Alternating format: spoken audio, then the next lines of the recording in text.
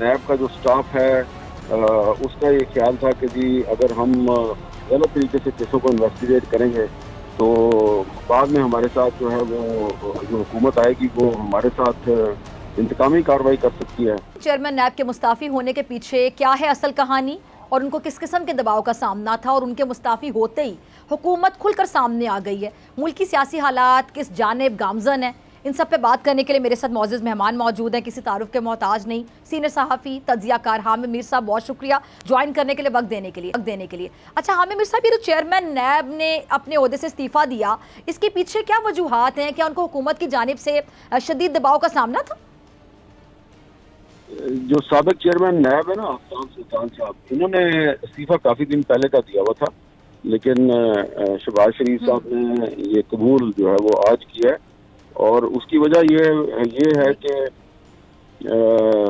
उनसे ये मुतालबा किया जा रहा था कि आप कुछ जो खैबर पख्तूनख्वा से मुतल्लिक जो नैब के केसेस हैं उनको जरा तेजी से चलाए और उसमें कुछ जो पाकिस्तान तहरीक इंसाफ की जो अहम शख्सियात हैं उनके बारे में केसेस थे, तो वो केसेस जो है वो जो प्रोसीजर है नैब का उसके मुताबिक उनकी इन्वेस्टिगेशन चल रही थी।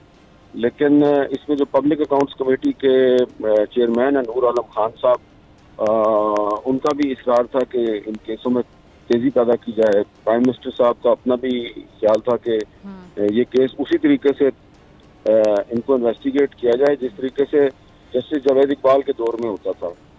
तो उसमें फिर कुछ प्रॉब्लम अंदर के भी थे नैब के, और नैब का जो स्टाफ है उसका ये ख्याल था कि जी अगर हम गलत तरीके से केसों को इन्वेस्टिगेट करेंगे तो बाद में हमारे साथ जो है वो जो हुकूमत आएगी वो हमारे साथ इंतकामी कार्रवाई कर सकती है।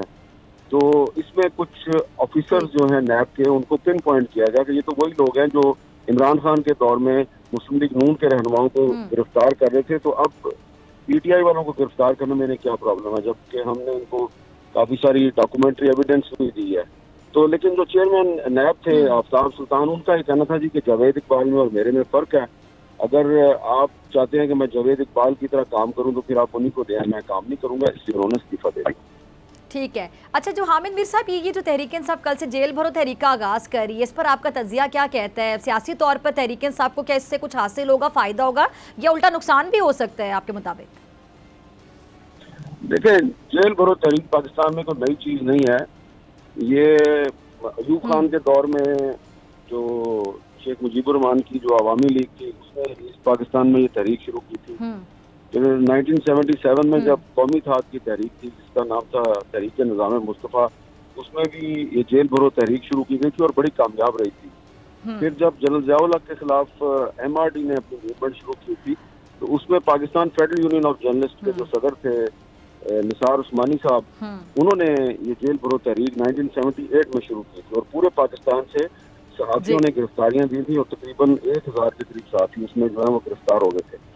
तो ये जेल भरो तहरीक जो होती है इसका मकसद ये होता है कि आप हुकूमत को दबाव में लेके आए। अब आप ये देखें कि इमरान खान साहब जो है उनका ऑब्जेक्टिव क्या है? उनका ऑब्जेक्टिव ये है कि जी जल्द अज जल्द इलेक्शन करवाए जाएं। इलेक्शन के लिए वो जेल भरो तहरीक चला रहे हैं। ठीक है, तो हुकूमत को दबाव में लाएंगे। कंट्रडिक्शन आ रही है, एक तजाद आ रहा है कि एक तरफ वो अपने कारकुनों से कह रहे हैं कि आप जेलों में जाएं और खुद वो अपनी जो है वो जमानत कबल गिरफ्तारी करवा हाजिर जमानत करवा रहे हैं।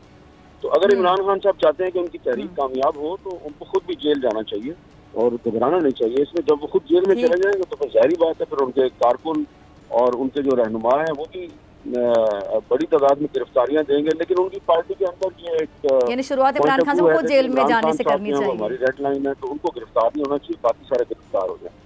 तो इस तरह की तो तहरीक नहीं चलती। ठीक है। अच्छा हामिद मीर साहब, एक और अहम मामला, ये जो कल सदर ममलिकत आरिफ अलवी साहब ने अपने इख्तियारात का इस्तेमाल करते हुए ये जो इलेक्शन कमीशन को इलेक्शन की तारीख दी, इस पर बड़ी बहस छिड़ गई है कि जी उनका इख्तियार था ही नहीं, उन्होंने इख्तियार से तजावुज़ किया। तो क्या मुल्क आईनी बहरान की जानिब बढ़ रहा है? देखिए, जो सदर आरिफ अलवी जो इक़दाम कर रहे हैं ना, इनको आप एक ब्रॉडर पर्सपेक्टिव में देखें। पिछले साल से शुरू करें, जब पिछले साल इमरान खान साहब ने असम्बली तोड़ दी थी और आरिफ अलवी साहब ने इमरान खान के उस इक़दाम की तौसीक़ की थी।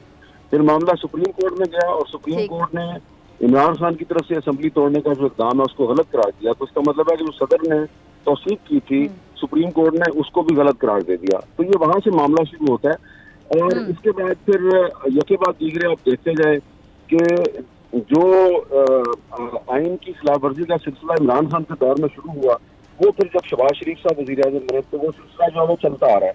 और उसके बाद जब पंजाब और खैबर पख्तूनख्वा की 2 सूबाई असम्बलियां तोड़ दी गई हैं, तो उसके बाद आइन के मुताबिक इन दोनों सूबों में 90 दिन के अंदर इलेक्शन करवाना था और ये काम था इलेक्शन कमीशन का। इलेक्शन कमीशन ने ये काम नहीं किया। उसने बहुत से बहाने जो है वो तराशे हैं।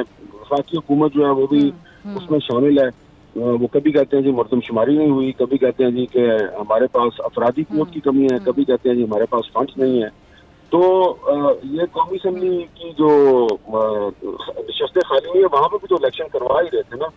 तो ये जो आइन की खिलाफवर्जी का सिलसिला इमरान खान की हुकूमत के दौर में शुरू हुआ था, वो शहबाज शरीफ साहब की हुकूमत के दौर में चल रहे हैं और आइन के मुताबिक तो 90 दिन में इलेक्शन होना चाहिए।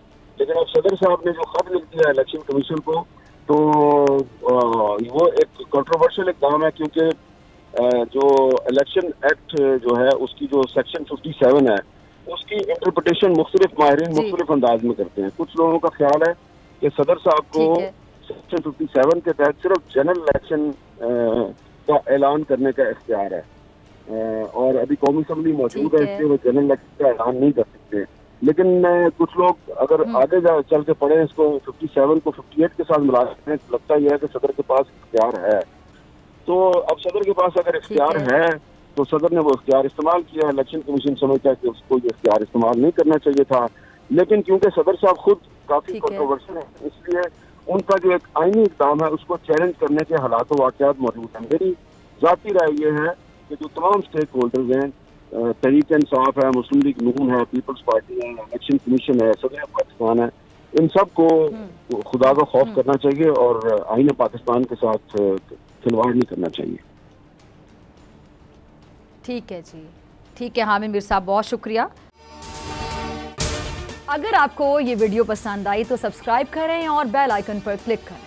मैं हूं सैयद मुजम्मिल शाह और अब आप मुझे देख सकते हैं सिर्फ बोल न्यूज़ पर। जिंदगी एक मैदान है और PSL 8 में हर टीम को छूना आसमान है। 6 टीमों के बीच धुआंधार लड़ाई। ये शोर ना लड़ाई का है ना डर का, ये शोर है जीत का, ये शोर है जुनून का। खेल का जुनून रोजाना रात 11 बजे सिर्फ बोल न्यूज़ पर।